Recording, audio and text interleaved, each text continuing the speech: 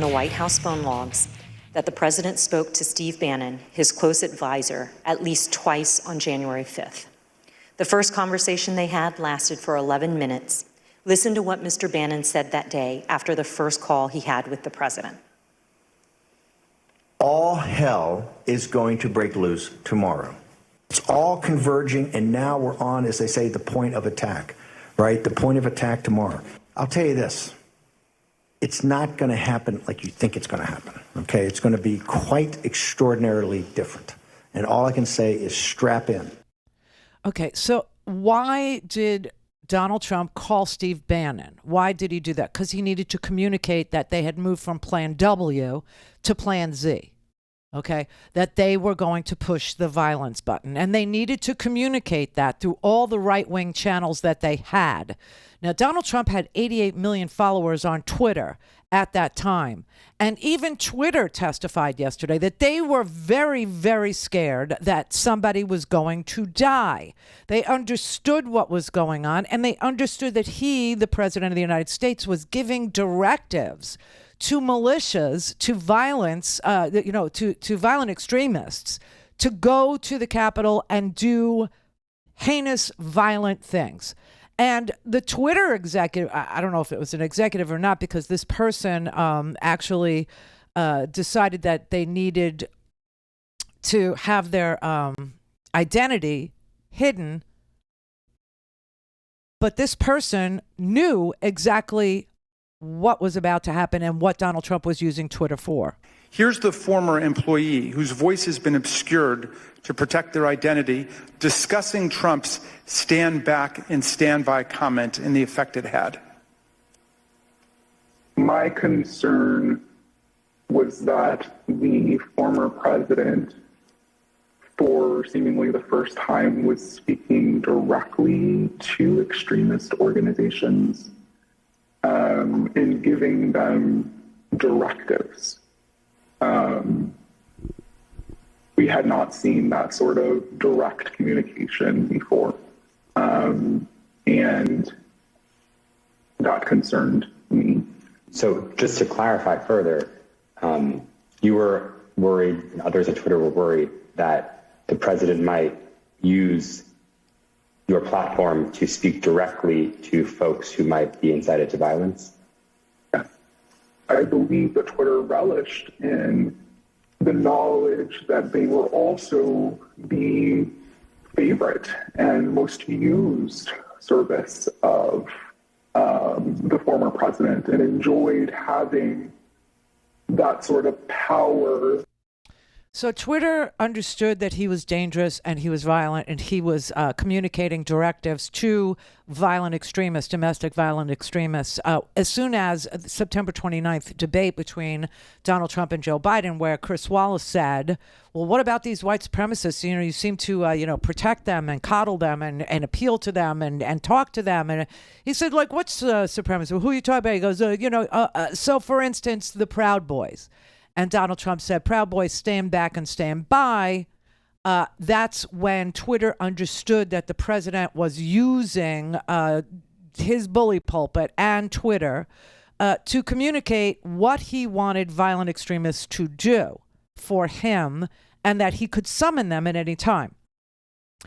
And so the former Twitter employee, I'm not going to play because it's, the obscuring of his voice is very, it's nauseating. But he said, we were at the whim, at the mercy of a violent crowd that was locked and loaded. And even as hard as I had tried to create one or implement one, meaning a moderation rule for Donald Trump, he said there was nothing.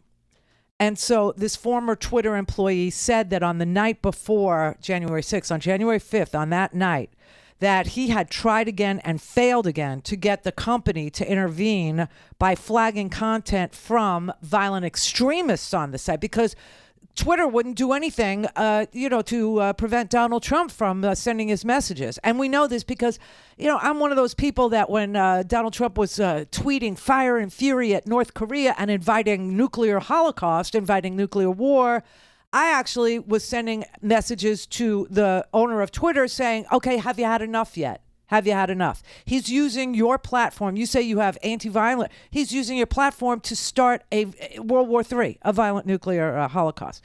Anyway, this Twitter employee agreed with me. And he testified yesterday, quote, that night I said, when people are shooting each other tomorrow, I will try and rest in the knowledge that we tried.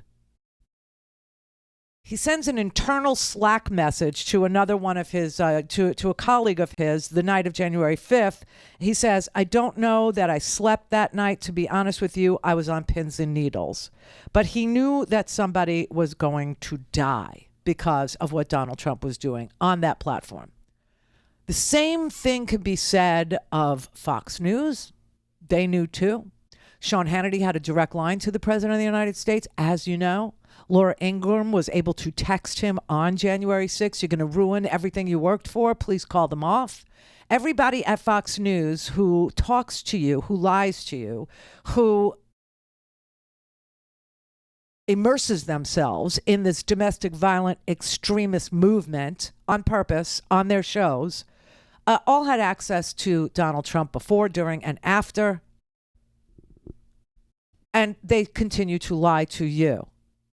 They continue to do this, knowing people did die, knowing people would die, knowing that the President of the United States was willing to do this, anything at all, including seizing voting machines, including, literally shaking down members of the House of Representatives, including shaking down secretaries of state, including breaking state and federal laws by, saying, find me these votes. Just find them for me. If I were you, I would find them. I don't think it's good for your career if you don't find them for me, right? This intimidation and this extortion of people. And they also knew that Trump extorted, leaders of democracies like Ukraine. But, they just continue to lie to you.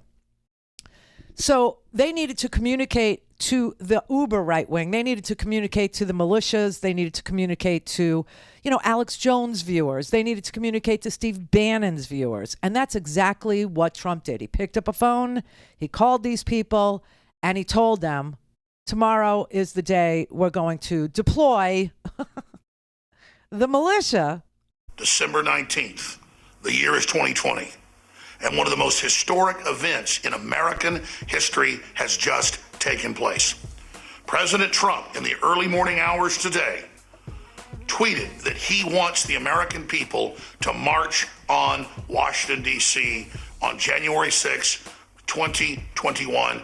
And now Donald Trump is calling on his supporters to descend on Washington, D.C., January 6th. He is now calling on we, the people, to take action and to show our numbers.